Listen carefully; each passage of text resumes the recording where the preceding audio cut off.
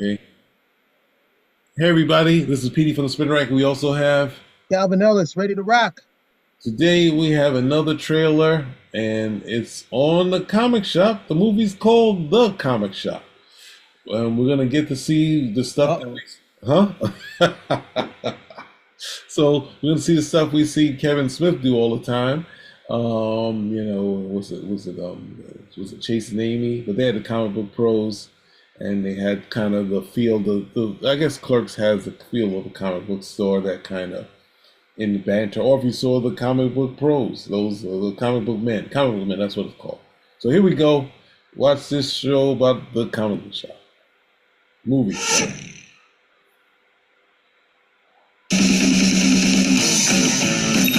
Handle the comics with care. Welcome to the store. I'm Mike. This is Alex.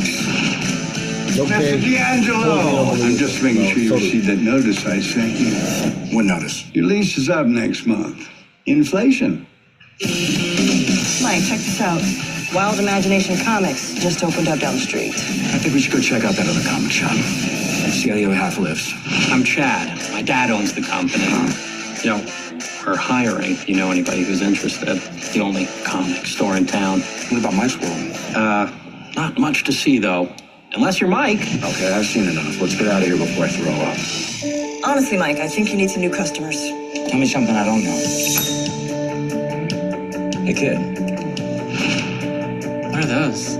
Those are really good. You know, I was an illustrator for about 5 minutes. Think you could teach me to draw like that? Tell you what, you build me a website, I'll help you learn to draw. Deal. How was your day, son? Mom and I found a really cool comic book store. You know, the kid's fun to have around. He's really making an impact around here. I just don't understand why you keep encouraging this comic book thing. I just wish my dad understood how I feel. I don't even think he likes me. Why are we sitting in a parking lot to draw? I wanted to show you that inspiration can come from anywhere. The dog is an alien beast with a whip. Wow. Hey, look, it's Mike from Mike's World. Going on a business sale here, Mike? I think each person needs to follow their own unique path. And otherwise, you'll just be wondering what if. Being a small business owner was never my passion. It's my plan B.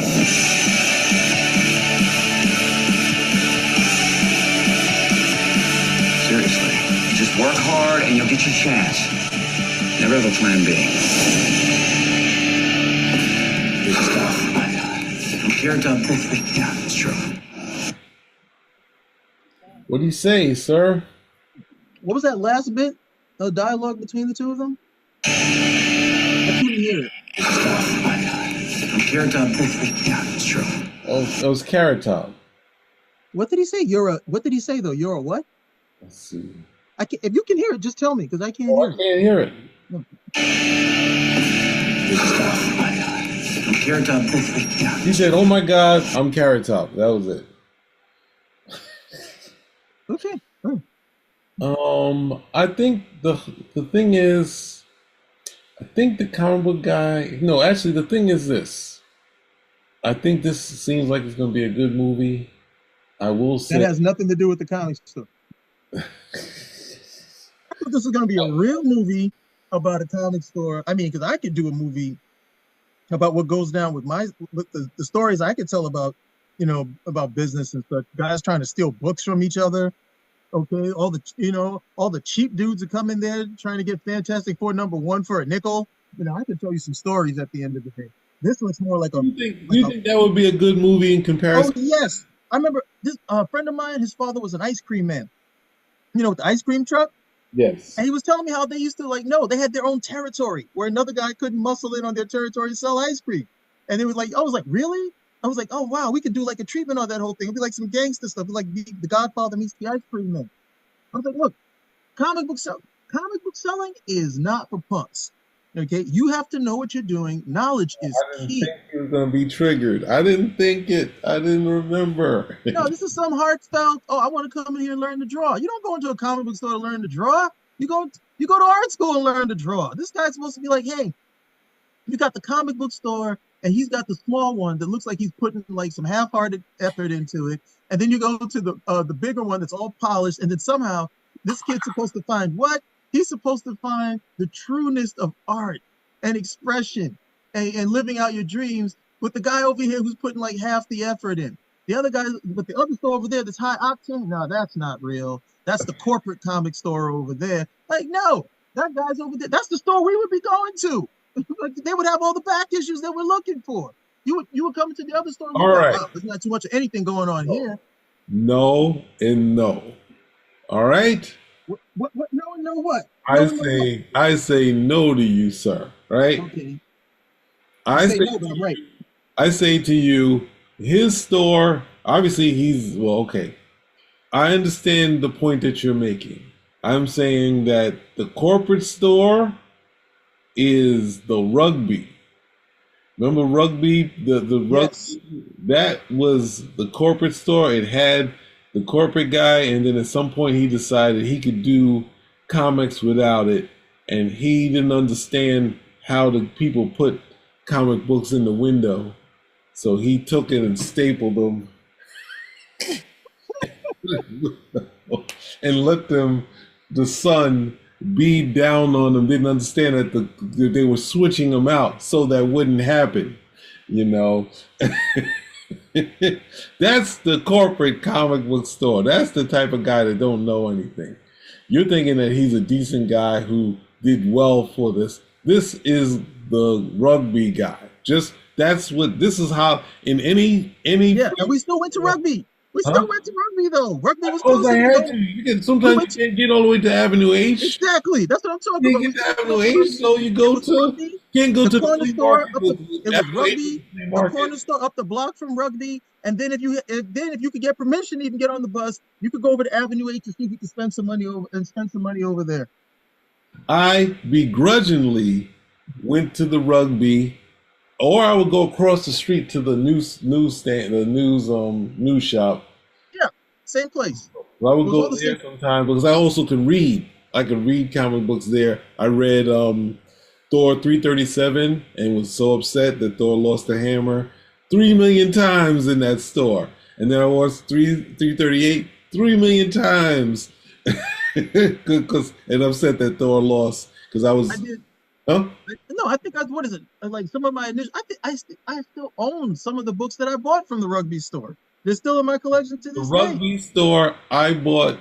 I know the only thing outside of when Dixon was there, the rugby store. I remember when Dixon was not in the whole Avenue H crew wasn't there anymore. I remember going in there. I was half in and half out on comic books. I was only buying back issues, going all around Brooklyn to buy back issues, but not buying too many regular comic books. And I go in, and I think I bought 2, but one was The Dark Knight, and the rugby guy was trying to sell me on. I knew he knew nothing about The Dark Knight. I thought it was Frank Miller.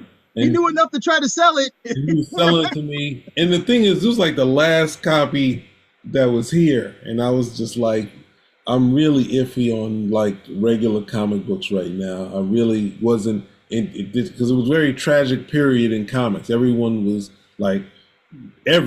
doing tragic stories. So like it was more like Greek tragedy type of things. So I was like, and as a kid, I didn't get it. I thought, you're just supposed to win, So I'm like, I look at this, I see The Dark Knight, and I think I bought something else. But I was just like, and I'm buying it from this D-bag. Now it's like he sold me the book. I should be walking out right now. So I was like, nah, all right, I'll buy it. And I wasn't too keen on the art, but I did like the story. And then that's one comic book I brought in. You could tell times were shifting because I brought it into Tilden. It didn't get robbed. People read it. They all said the same thing. Oh, I really like the story. I really like the story. And the next, I went to Avenue. I went to St. Mark's Comic Books. And I was like, where's Dark Knight 2? I was like, here's Dark Knight 3. I turned to the wall. Dark Knight 2 is $15. I was like, what's Dark Knight 1? It was like, oh, $50. I actually bought something that went up, right off the rack? That's unbelievable. And that kind of stuff. I remember because I started with Dark Knight 3. Mm-hmm. And then I had to go to Avenue H to get 1 and 2. But I think I got the they weren't $50. My father would have never spent that much money. He was like, hell no. You know, it's like The Dark Knight may return. Well, the thing is, that's the thing. I think when I went to what's the name, I wasn't even on a regular schedule buying. It was just like go out, let me see if the Dark Knight is there, and then I think I did put the money down for $15 for two at that point. But it was probably a large gap between the last time I had been to the store anyway. So it wasn't, and I don't think the Dark Knight was running month to month, at least when I was getting it. So it was kind of like, no, it was I think the first two issues, two issues were monthly.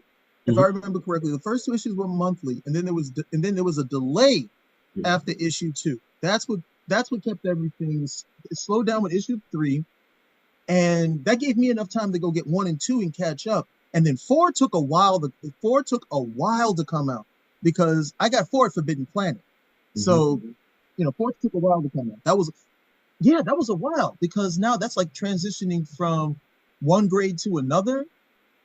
And I had started getting permission where I could take the subway. So that's the only reason why I was at Forbidden Planet as opposed to rugby. Oh, look at me. I'm like, oh yeah, rugby wasn't that bad. And as soon as I can take the train, I'm out of here. That's the thing. And this will go back to the point. I was totally in the past.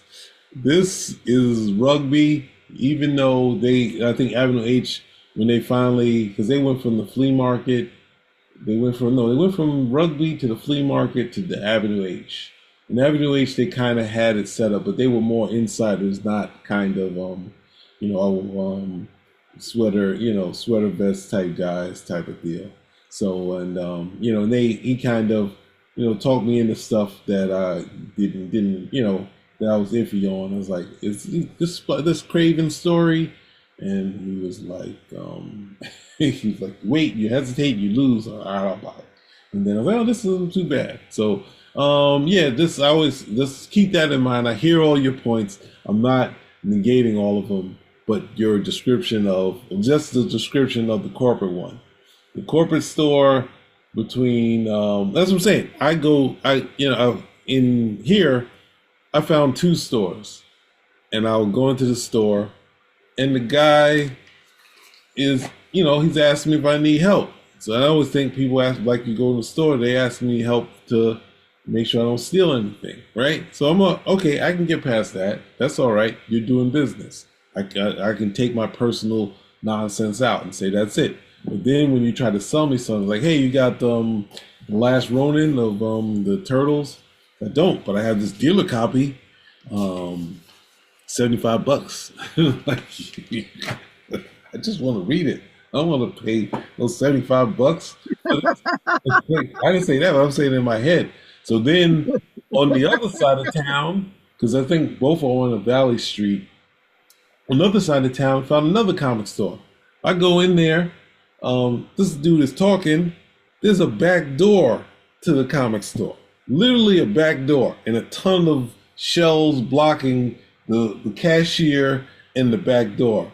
And I'm like, surely this guy is going to ask me, what am I into? Nothing. It's like, I could literally walk out of this place with comics. But it was similar to when I was a kid. My mother would take me to Village Comics and like a comic book store. The Time Machine was changed. I think it changed hands because there was a younger guy who probably was in his 20s. And he would just, when he had posters and one on 14th, I don't think it's not the same as the Time Machine guy. He was, and I don't know, I was a kid then, so he could have grown up to that. But he didn't look the same as the guy who was running the Time Machine. The guy who was running the Time Machine is a really good guy too. That was a good store too. He also gave you a lot of discounts. But there were those flyers that were, like he gave me like the Legends flyer and the Watchmen flyer. And then my mother, when she used to go with me, she would give my mother a seat, and me and my brother would be lost for like, I don't know, half hour or so, grabbing comic books. Listen to the discussion we just had for the last 10 minutes or so. That's the comic shop, man. What's going on over here? We're like, okay, this was a good shop.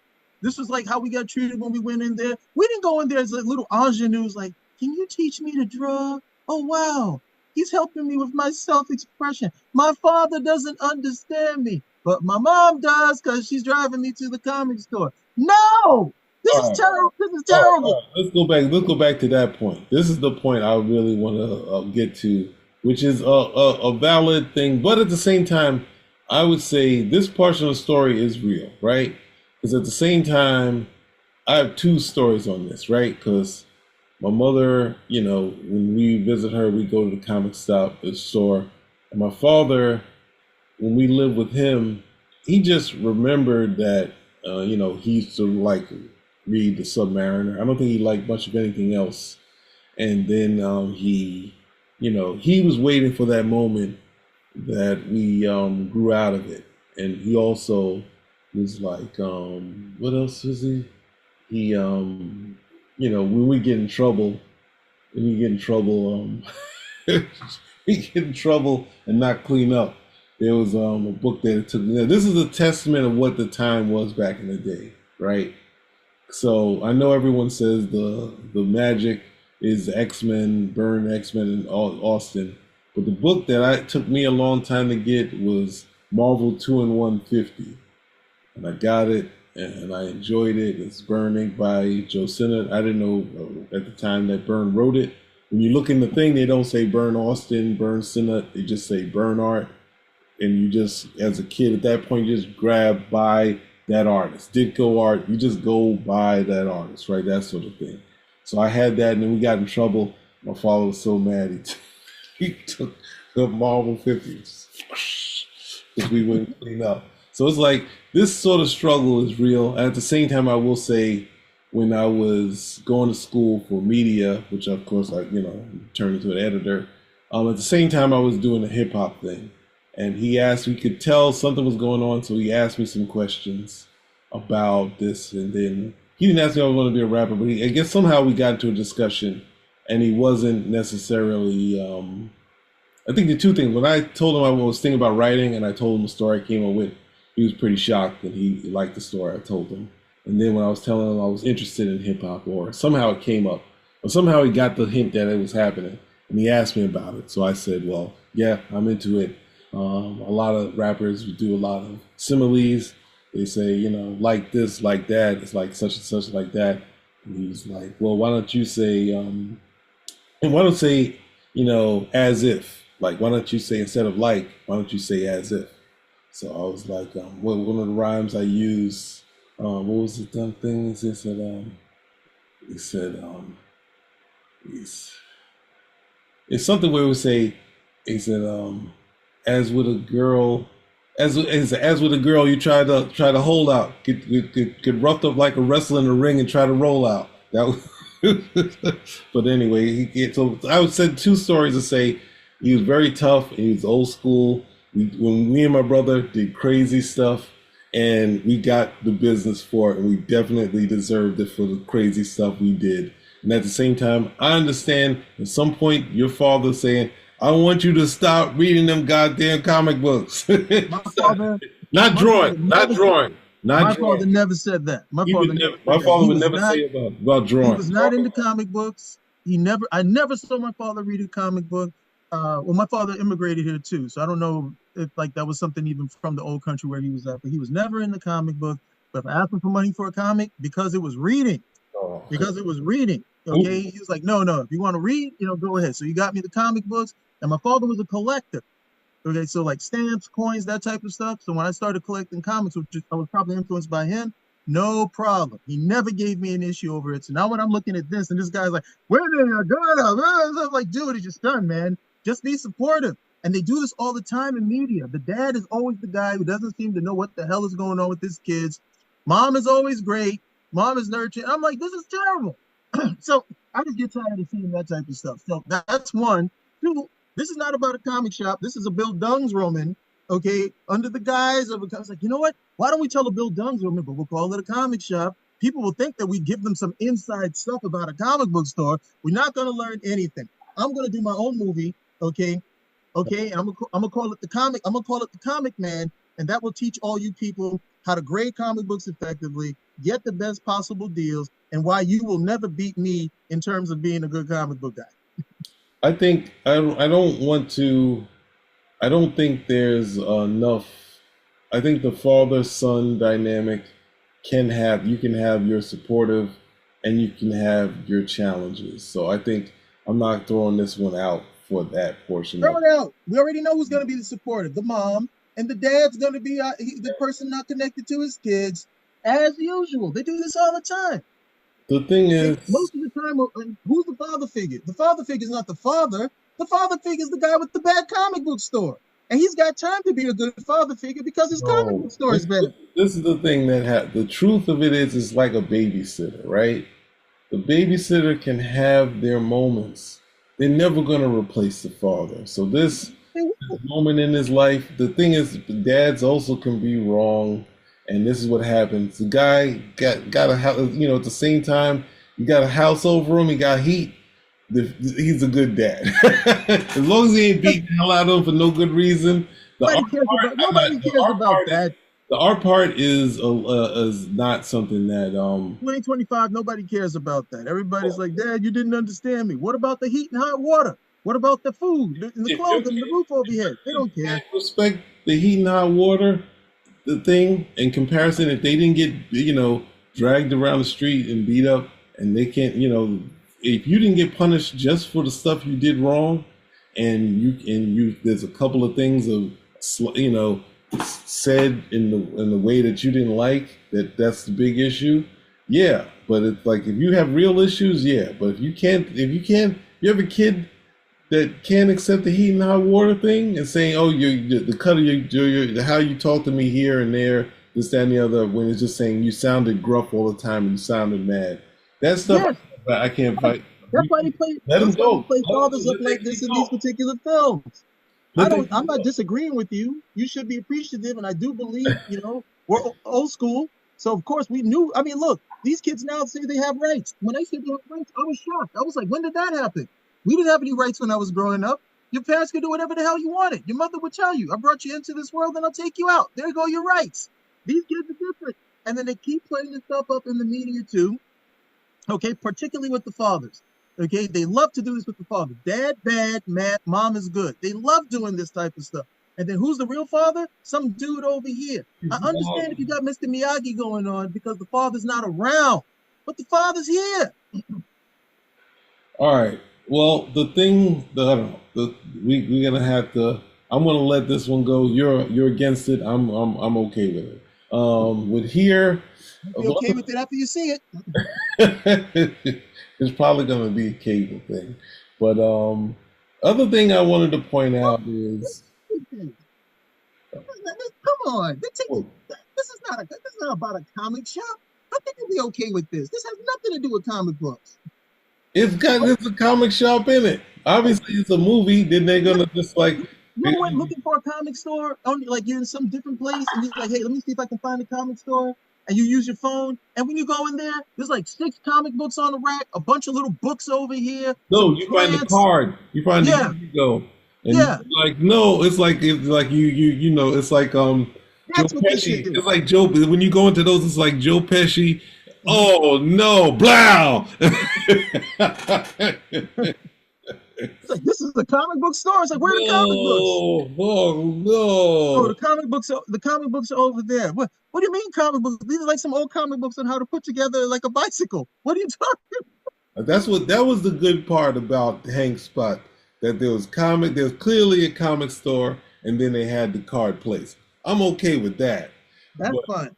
But just the cards and some comic book sprinkler were like, oh God, no, I'm not doing this. But I would say I hear your points, and you would want it to be figuring out this. I will go to I don't know if she's a black girl, but I would go to the Lisa Bonet. Actually, the thing is, I was going to say I haven't met the Lisa Bonet. The thing is, there's 2 different things, right? Because I'm going to the record shop. What's that thing? That record thing with John Cusack that had Lisa Bonet in it, right? I didn't know. The thing is, there was hotties in the comic shop. There's definitely hotties in the ones that were in the know. Comic shop.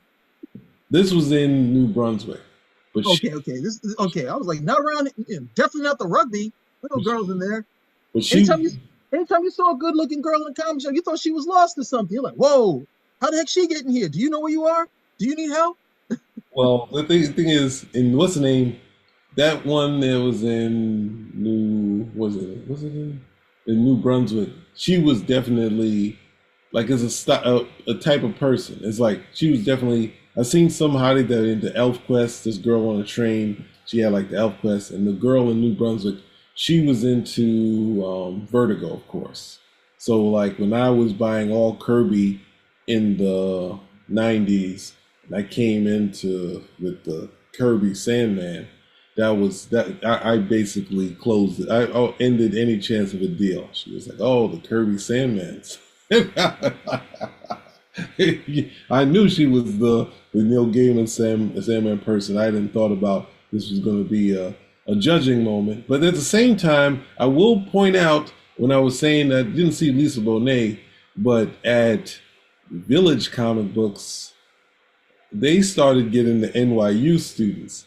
And that place started looking up all the time. When they were really running, it was big and all that stuff in the early '90s. Like they had a couple of I think one was that wasn't his wife, but they had like a blonde. They had this dark skinned girl. They had this other black girl who was like kind of thin and cute. And then when they shifted back to Sullivan Street, they had I think his wife was a black, but she was light skinned. She was healthy, and then they had the girl who knew comic books was like a healthy type of girl, glasses and the body, and I liked her, but at the same time I asked her for something. I said, and I maybe I read it wrong because I asked her for this how-to book. They had a video DVD, and she just was over helpful. She just went, I don't know, she got kind of scatterbrained. And I was just like, I didn't read it like, maybe this is my turn. But yeah, there are always these hotties. So I haven't met the Lisa Bonet at these places, but they like to throw the Lisa Bonet in there, a la that John Cusack movie with the music. That really the fiction that if you go to the comic stores, there's gonna be some hot chicks there. There are no chicks there. And you don't go there for chicks. You went there for comic books.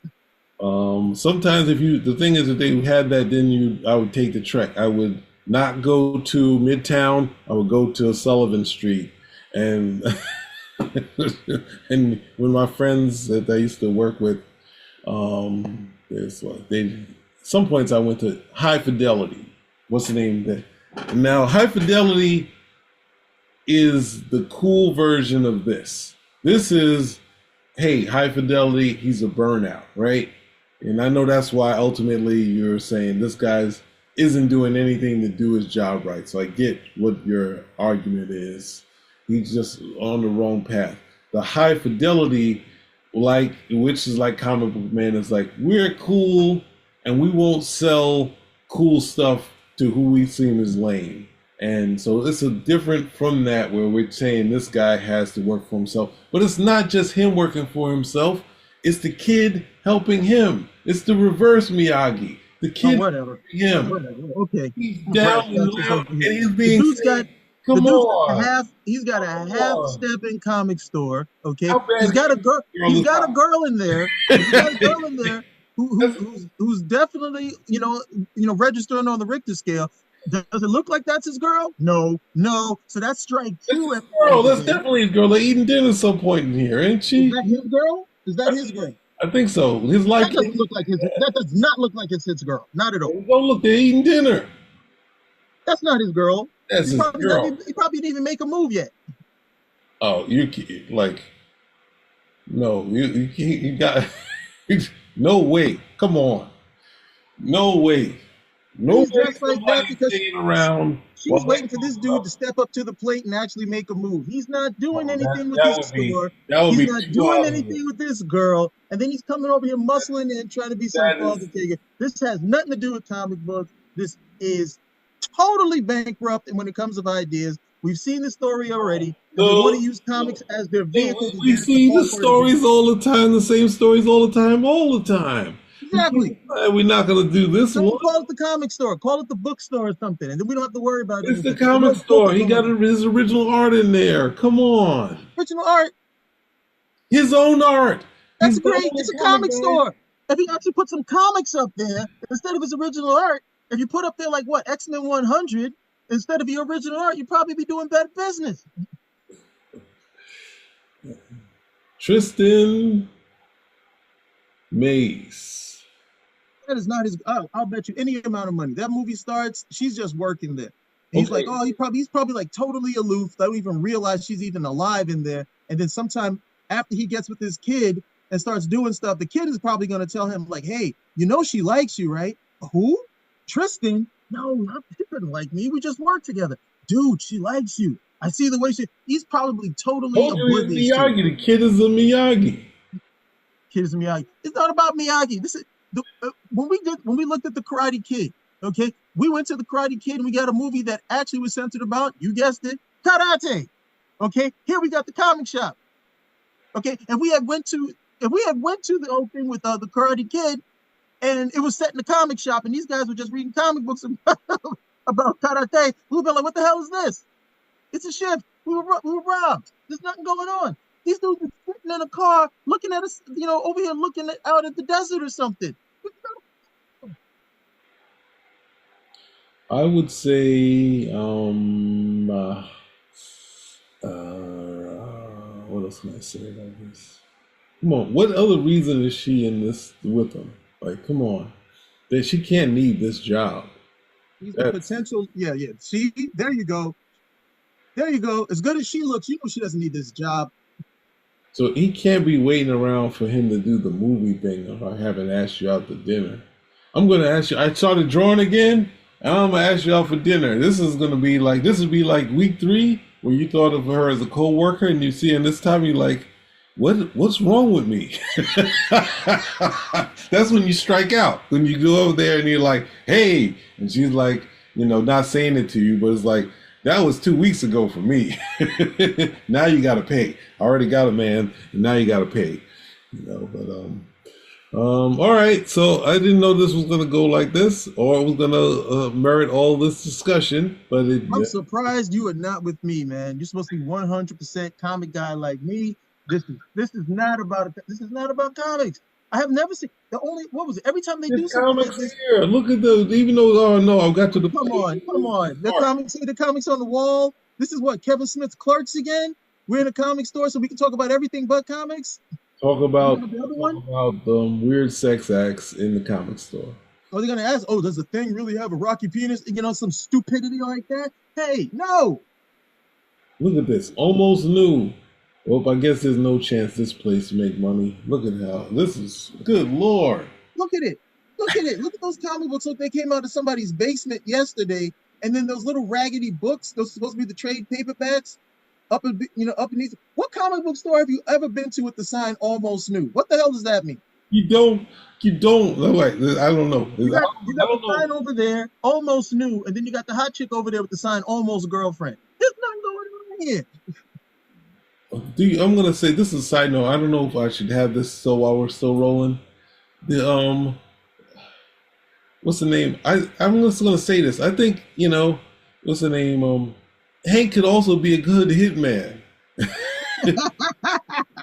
I think he'd be good in the fight. I'm not talking like any. I'm just saying in a regular throwdown, fist to fist type of deal.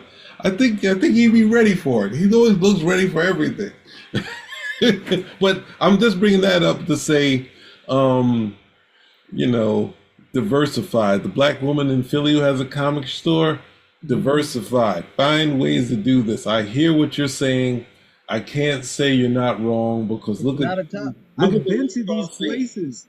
They call themselves comic stores, and then I go in there and it's all these manga trade paperbacks all over the place, and I'm like, oh, okay, I get it. I'm no disrespect, manga, that's cool. But where are like the comic books? Where are the floppies? Where are the American stuff? Huh? That's definitely the Joe Pesci walk into the room when you see it's all manga. Oh no. It's definitely. Well, let's say. Oh, all right. So I'm still going. I'm sorry. The comic. I just went to one. The comic sweatshop. You've been to the comic sweatshop, right? What's the comic sweatshop? Is it in Jersey? Because if so, I've never been there. Okay, it's not a store. I'm saying basically they say, hey, we got sales on everything, right? Mm-hmm. We have that one. dollar books, $3, $4, that sort of thing. And you come in here and everything's on sale, right? And additional sales on this stuff, right? Sub price. You go in there, it's 3 million boxes of comic books. Oh, right? yeah, I've been there. And nothing's in order. You literally have to go through every box. Can you do a movie about that in this? No. Yeah, I could do it. Yeah, I could do it. I could come over here. It was Hottie's actor sweatshop. I'll be like right here. I'll be like with you. It's like, yo, I gotta fill this order. He wants a copy of Daredevil #1, 1998. I gotta fill this order. I'm gonna drop this. Oh no, you know what that means? Yeah, the sweatshop. Like, hey, I knew you'd be back. Yeah, you got a copy of Daredevil 1? Yeah, I got one. It's in there, and I'm closing in 15 minutes. Let's see what you can do, buddy. Yeah, anytime. Look, and then. Like, if you're going to do stuff like this, you want to do the comic store, bring people into the world of what this is really like, the readership, the business, the lingo that we would use. People are like, oh, there's actually some stuff that goes into it. Instead, it's just like, oh, this is going to be a nice slice of life story for a young man who's lost his way, for an older man who's given up on his dreams, and a woman who is waiting, to see if anything will ever happen. Something's happening between the two of them. If they do that, nothing happened. I can't co-sign it if that isn't his main girl, because there's no other reason for her to stay besides And this is probably him hitting it is probably a dream sequence. No, actually the person's looking. So, who is this guy? And this carrot top end doesn't work at all.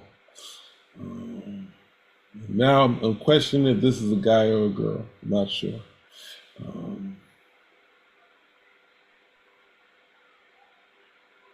Anyway, that went totally not as I expected, and I forgot that we were still recording. Or did we stop?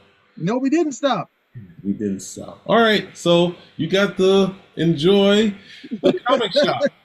You got to enjoy the comic shop. Our stories, our war stories, walking past the hot comic girls and that sort of thing, and rugby was not the move. So we stopped on this picture. Rugby was not the move, especially when the other guys left, with Dixon and the other group. As a kid, rugby was the move. It was right around the corner for me. That was not a big deal.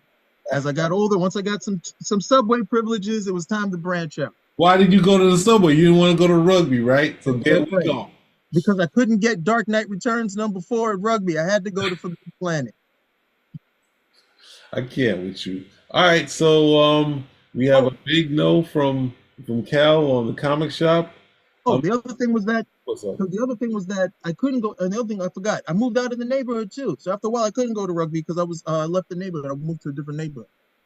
Well, since we're still here, there was a comic book shop on Flatbush Avenue I went to a couple times. But since I was always going to Kings Plaza, Ralph Avenue Comic Books. Yo, after the Dark Knight and I was back in the comic books, had to buy back all of the most recent comic books of Fantastic Four and Thor. X-Men I didn't get all. X-Men I got from a friend. He was a very close friend of my aunt. He gave me his comic books, so I got the X-Men that I missed. Because I just decided, I'm not going back because I get too upset with the X-Men. And then someone gave me like a bunch of those, his whole most of his collection. But it was X-Men and there's a lot of John Romita stuff. So at that time, I was a huge fan of John Romita. I was iffy when he got to the X-Men because it was the X-Men, but then he showed me how great he was, I think, in issue 180. So I got a bunch of those, but I used to go to Ralph Avenue Comic Books. That was like one of my spots that I liked. I didn't have any connection with the people out there in comparison to Avenue H. I just get a ton of stuff. You know, I get the. I think I might have bought Fantastic Four 53 and issue 46 from Ralph Avenue Comic Books. I wouldn't. You had a connection at Avenue H because of Dixon, right? Well, not really. They just knew me. Dixon was the one who had Thor 337, so that's how he sold that to them, and they gave him a job. So from there, Dixon was there, but I think the guy who ran it, he just regularly talked to me about stuff. So he would like, so it wasn't through Dixon I knew him.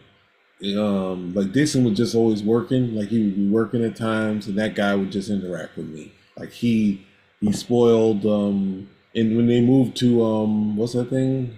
No, I guess they were at the flea market, then they went to Rugby, then they went to Avenue H. That's the order of it. So we go to the flea market, that's where I knew that guy, and then around 83 they were at the Rugby, and Dixon had, as I said, I didn't buy it. I was so upset because there's so many issues of Thor losing. He lost to the Crusader guy who cut him in the face, then he killed Thor. And I was like, this book is just, then when Beta Ray Bill comes, like he lost again. I was like, I can't do it, but I kept reading it. I kept going back. And then I was like, oh no, it's gone. I can't read it anymore. Let me read the second one. Oh God, he lost again. Come back tomorrow. He lost again. In the newsstand, not at Rugby, at the newsstand across the street, just reading it over and over again. It was like a whole store, like an old school store with candy, all that stuff, and magazines on the other side. So it was like, so I would go there instead of Rugby because I could read them. And then when the third one, I bought the third one because that was like the Rocky 3 one where Beta Ray Bill and Thor talking. I was, oh yeah, this isn't bad. And they said, what? And then I go to Rugby, $10. And Dixon had one, and he sold. That's the only time I think I've ever seen, someone get what it was worth, and then he got a job from them. So he was working there. But ultimately, since I knew him from what's that thing?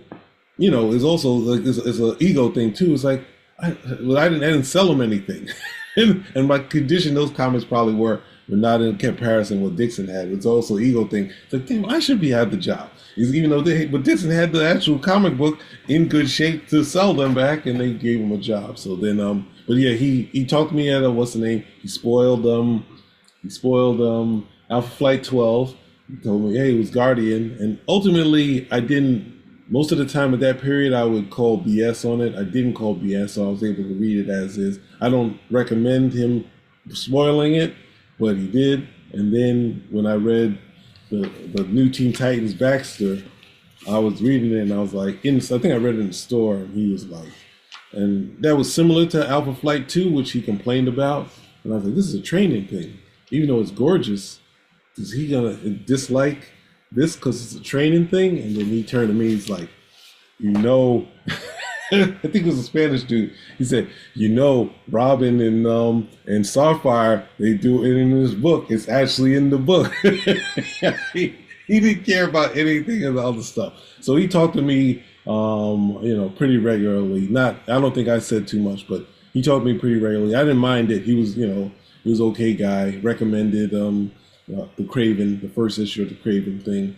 But I did most of my bulk buying. I bought regular comics from Avenue H. Any back issues, I went kind of everywhere else because I didn't want to I felt the price is probably better in those other spots. So, and I didn't want to get got. So yeah. But the Rugby guy, he's Mr. trying to sell you like, yo, I know more than you, man. Come on, And the other crazy thing, I think, was it in the flea market or what's it? It has to be Avenue H where Paris Cullen was actually there, and I didn't. I don't remember him to face. I was like, this is actual comic pro. It was such a big deal, and he drew like a whole thing in the back, and I thought that was Perez or something. I didn't get to see it, but it's all the heroes.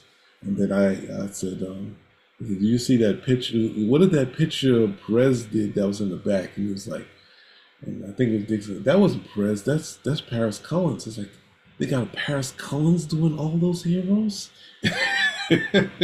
But that's my love story. So say all that say, I didn't meet him through Dixon. He was already talking to me, but Dixon made the major connection because he got a gig there. Well, suffice to say, this movie will not be like any of the stories that we traded with each other. That's the real comic shop. But if you want to see a story about a young boy growing up who finds mentorship and a surrogate father and a guy who owns a comic book shop that he's running he's half-stepping when he's running the shop, this may be the movie for you. But if you want a real story about a comic shop, we're going to have to wait for that until somebody who actually wants to talk about a comic book store and comic books and the world that they are involved in. Once that happens, we'll let you know. Until then, you got this. Guys, I didn't expect this to happen. I should have, but I didn't see the cracks. Where is the comic guy in you that's like, this is rubbish? Look, it's a comic shop. We do stuff on comics. How bad? How could this turn like this? It's just like, hey, it's in our wheelhouse. I don't think it even had that name at first. But anyway, thank you guys for watching. If you stayed and watched this whole episode, thank you guys. Spinnerack. Yeah, instead of calling it the comic shop, call it the gimmick. There you go. Call it the gimmick. We're out.